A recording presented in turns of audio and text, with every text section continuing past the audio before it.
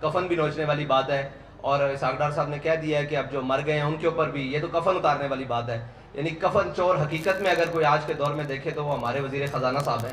جنہوں نے اتنا عجیب بات کی ہے کہ مرے ہوں کو بھی سکون نہیں. پچھلے تو کہتے تھے کہ قبر میں سکون ہے، انہوں نے آ کر کہہ دیا کہ قبر میں بھی سکون نہیں ہے. اور یہ ان کی معاشی پالیسی ہیں کہ انہوں نے بجائے اپنے شاہی پروٹوکول اور اخراجات کم کرنے کے، بجائے کہ سرکاری اہلکاروں کی جناب مراعات کم کرنے کے، بجائے کہ اشرافیہ کے اوپر کوئی جناب بوجھ ڈالنے کے، انہوں نے آسان سا کام ڈھونڈا ہے کہ وہ بجلی، تیل اور گیس کی قیمتیں بڑھا کر قوم کا وہ بھی نچوڑ لیں جو باقی قطرے خون کے جسم میں باقی ہے. عمر تقریباً 75 سال مکمل ہو چکی ہے، 76ویں سال میں داخل ہے اور وہ بھی کچھ ماہ تک مکمل ہونے والی ہے. 75.5 سال کا پاکستان جو ہے وہ آج 23ویں مرتبہ IMF کے دروازے پر پھر کھڑا ہے، اور پاکستان کے قرضے جو پچھلے ایک سال میں 23% بڑھ چکے ہیں، اور تقریباً آج کی جنگ اخبار کی رپورٹ کے مطابق تقریباً پاکستان 50,996 ارب تک مقروض ہو چکا ہے. اور اندرونی اور بیرونی جو واجبات ہیں، قرض ہیں، وہ ایک علیحدہ ہے. اور مہنگائی جو تھی وہ 12.3% تھی پچھلے سال، اور جو اب بڑھ کر 25.3%. یہ سارے اشاریے ہیں جن کو ہم حکومت ملائے، اپوزیشن ملائے، کوئی بھی ملائے، اور دنیا کا سب سے بہترین اکانومسٹ بھی ملائے، لیکن آخر بات یہ ہے کہ پاکستان کا غریب، پاکستان کے متوسط طبقے اور سارے طبقے پاکستان کے اس وقت مہنگائی کی صورت میں الجھ چکے ہیں. وہ کٹنگز موجود ہیں آج بھی، لیکن پاکستان کو بالآخر ان نااہل اور ان ناہنجار ذمہ داروں، حکمرانوں پے در پے، اور جن کو 30 سال تجربہ کار اور اہل ثابت کرنے کے لیے باہر سے بھی بلایا گیا، اور قوم کے جتنے پنجابی میں ایک بات کریں چھترے بکرے تھے، ان سب کو ایک جگہ پر اکٹھا کر کے کہا گیا کہ یہ قوم کو جناب بڑا ریلیف دیں گے. ان تجربہ کاروں نے جو قوم کی آخری جناب کڑاکے نکالے ہیں، وہ اس وقت قوم چیخنے سے رہی، اور اس حد تک شکنجہ کس دیا گیا ہے کہ اب اگر کسی غریب احتجاج کی طرف سوچتا ہے تو وہ کہتا ہے کہ احتجاج تو کر لوں گا لیکن شام کو اپنے گھر میں کیا لے کر جاؤں گا. اس حد تک قوم کو نچوڑ دیا گیا ہے، اور اس حد تک قوم کو لے جایا جا چکا ہے. اس پر ہم نے کہا تھا کہ آپ نے جتنا بھی مہنگائی کی ہے آپ رک جائیں، یہاں پر پیٹرول کی قیمتیں نہیں بڑھائیں. لیکن انہوں نے بضد ہو کر،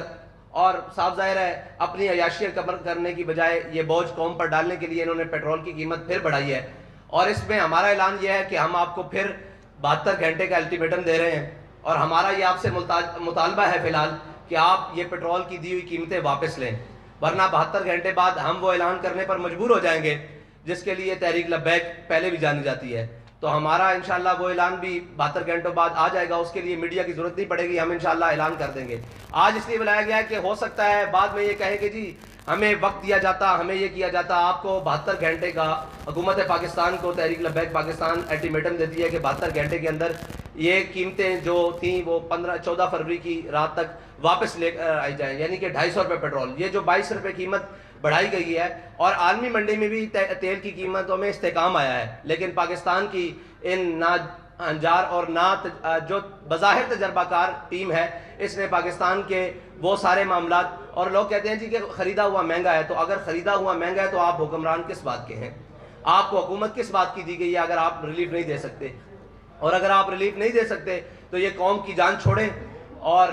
ہم تو انتظار کرتے رہے کہ شاید کسی کو اپنے اقتدار کے علاوہ قوم کے بھی خیال آئے، لیکن کچھ جیل کی جانب چل پڑے، اور کچھ جناب قوم کے کپڑے اتارنے کی جانب چل پڑے، اور قوم کو نوچنے کی جانب چل پڑے. اس لیے تحریک لبیک پاکستان نے فیصلہ کیا ہے کہ وہ میدان عمل میں رہ کر قوم کے ساتھ انشاءاللہ کھڑی ہوگی. بعد تحریک لبیک اپنا احتجاج بھی ریکارڈ کروائے گی، اور اپنا جو بھی اس کا اگلا لائے عمل ہے وہ 72 گھنٹے بعد اعلان کر دیا جائے گا. اس میں یہ ہے کہ ہم اپنے کارکنان سے کہتے ہیں کہ آپ قوم کے پاس جائیں اور ان کو بتائیں کہ یہ آپ کے مفاد کے لیے تحریک لبیک پاکستان نے اتنا بڑا قدم لیا ہے، اور آپ ساتھ کھڑے ہوں، اور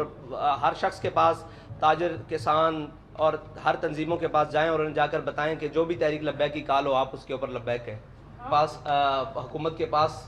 کافی سارے آپشن موجود تھے، صرف پیٹرول، بجلی اور نام کے گیس مہنگا کرنا یہ آپشن نہیں تھا. آپشن موجود ہے کہ کم از کم پاکستانی جو حکومت ہے اس کے پاس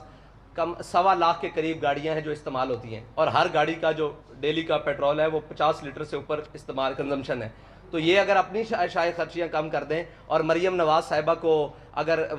ڈپٹی وزیر اعظم کا پروٹوکول ختم کر کے 1-2 گاڑیوں پر گزارا کرنے پر کر دیا جائے تو قوم کی بہت ساری بچت ہو سکتی ہے۔ سعد بھائی ایک میرا سوال ہے کہ 10 مہینے ہو گئے اس گورنمنٹ کو، اور جس طرح پیٹرول انہوں نے آپ کے ساتھ بھی بڑھایا تھا اس وقت نے پروٹیسٹ نہیں کیا، کوئی اعلان نہیں کیا،